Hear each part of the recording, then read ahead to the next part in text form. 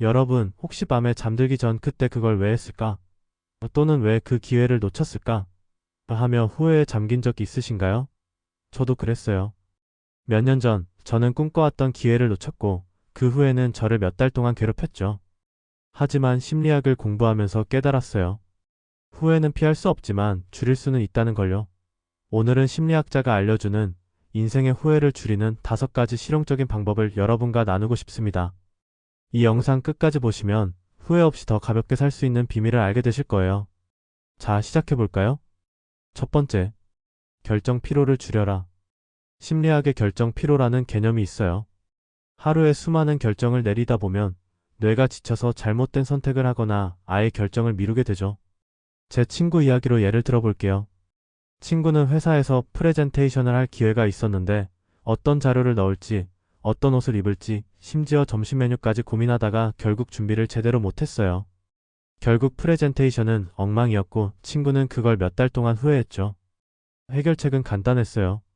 결정 피로를 줄이려면 중요한 결정을 아침에 하세요. 뇌가 맑을 때 큰 결정을 내리고 사소한 건 미리 정해놓는 거예요. 예를 들어 저는 매주 일요일에 한 주의 옷과 식단을 미리 정해놓아요. 이렇게 하면 뇌에 여유가 생겨서 중요한 순간에 후회할 선택을 줄일 수 있죠. 여러분도 오늘부터 작은 결정 하나를 미리 정해보면 어떨까요? 두 번째, 자기 동정 대신 자기 연민을 가져라. 제가 몇 년 전 시련을 겪었을 때 저는 계속 왜 나만 이런 일을 겪지? 라며 자기 동정에 빠졌어요. 심리학적으로 자기 동정은 부정적인 감정을 증폭시켜 후회를 키우는 함정이죠. 반면 자기 연민은 자신을 친구처럼 따뜻하게 위로하는 거예요. 예를 들어 실현 후에 저는 괜찮아, 누구나 실수할 수 있어. 이걸로 배웠으니 다음엔 더 나아질 거야 라고 스스로를 다독였어요. 어떻게 할까요? 실수나 실패 후에 스스로에게 이렇게 말해보세요. 이건 나만 겪는 일이 아니야. 나도 인간이니까 괜찮아. 연구에 따르면 자기 연민을 실천하는 사람들은 후회를 덜 느끼고 더 빨리 회복한다고 해요. 여러분도 다음에 후회가 밀려올 때 자신에게 따뜻한 말을 건네보세요. 세 번째, 기회비용에 집착하지 마라. 여러분, 기회비용이라는 말이 있죠? 내가 어를 선택하면 비를 잃는 그 비용이에요. 예를 들어 저는 몇 년 전 해외 연수 기회를 놓쳤어요. 그때는 그걸 갔으면 내 인생이 달라졌을 텐데 하며 후회했죠. 하지만 심리학 연구에 따르면 기회비용에 집착하면 후회가 더 커져요. 대신 뭘 해야 할까요? 선택한 것의 가치를 찾아보세요. 저는 연수를 가지 않고 대신 국내에서 새로운 프로젝트를 시작했는데 그 덕에 지금의 커리어를 만들었어요. 선택한 길에서 좋은 점을 찾으면 후회가 줄어든답니다. 여러분이 최근에 놓친 기회는 뭐예요?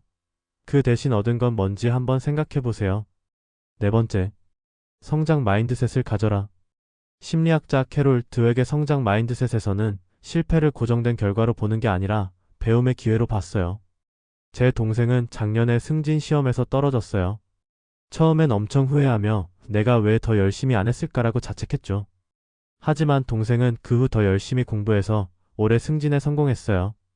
실패를 후회로 남기지 말고 내가 여기서 뭘 배웠지? 라고 질문해 보는 게 중요합니다. 성장 마인드셋은 후회를 줄이고 오히려 앞으로 나아가게 해줍니다. 다섯 번째, 현재에 집중하라. 마지막으로 심리학에서 마음챙김이라는 개념이 있어요. 과거의 후회나 미래의 불안 대신 지금 이 순간에 집중하는 거죠.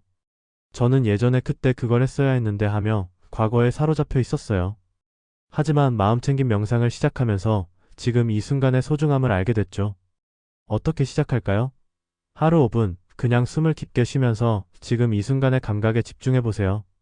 커피향, 바람소리, 따뜻한 햇살 이런 작은 것들이 후회를 덮어줄 거예요.